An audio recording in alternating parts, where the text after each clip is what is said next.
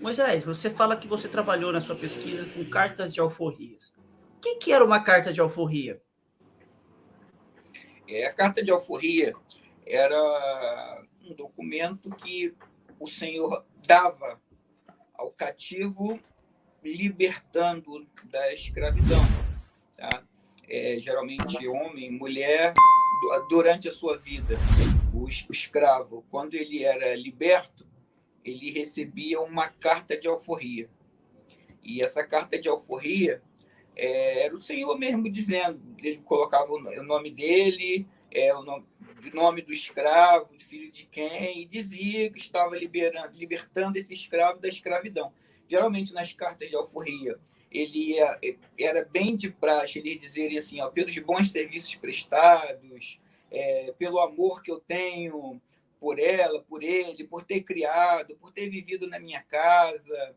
São alegações que eles davam ali no momento de alforriar. E essa carta de alforria, ela poderia ser condicional ou incondicional.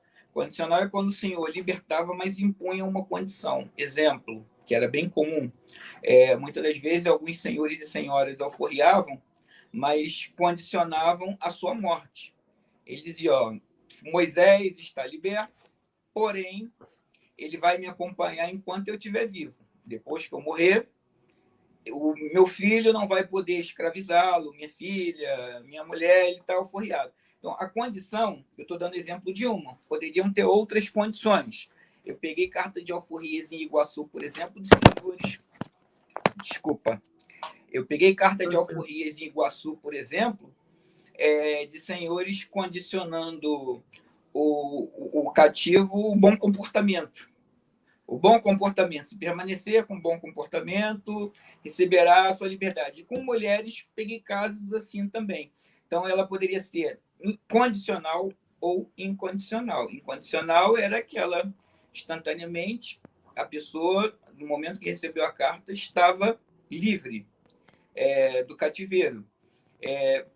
Mas é interessante também pensar nessas cartas de alforria alguns outras questões, quais elas poderiam ser compradas pelo cativo ou doada, ou comprada pelo cativo ou por outra pessoa, ou doada.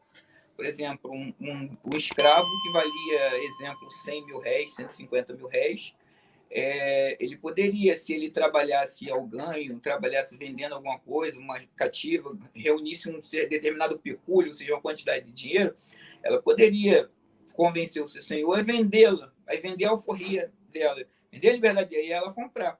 Ou outra pessoa comprar para ela, um amante, um parente, uma irmandade, tá? Que poderia comprar a alforria dessa pessoa. E em alguns momentos também elas poderiam ser dadas pelos senhores.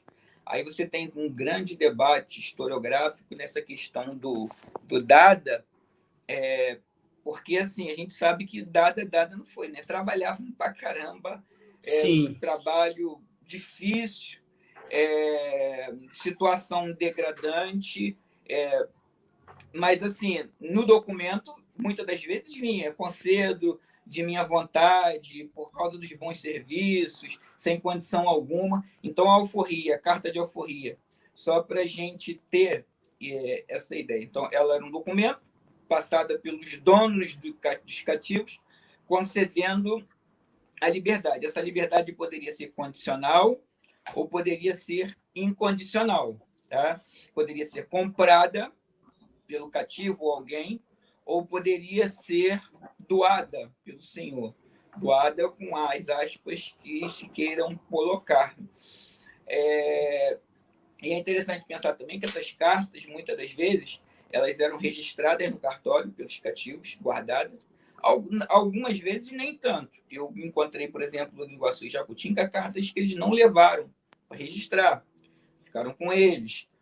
Outras que foram registradas. Mas acho que era mais ou menos, para a gente ter uma ideia da alforria, é isso aí, a carta de alforria.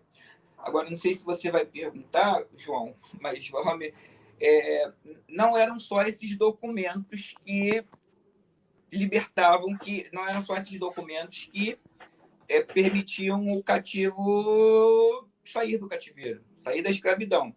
A alforria também ela poderia ser de pia, no momento que o cativo, a criança era batizada na igreja, na hora do batismo, o Senhor lá, ele poderia muito bem libertar o inocente, na hora que estavam dilatando os santos olhos, ele poderia libertar o inocente. Essa alforria era chamada de alforria de pia. E também eu discuto no livro que são as alforrias testamentárias, alforrias em testamentos. Tá? Já era próximo da morte, quando ia preparar seu testamento, o Senhor muitas das vezes alforriava. E essas alforrias guardavam algumas peculiaridades, que mais à frente eu posso falar. Tá? Então, mas assim, no livro a gente tem a ideia da alforria.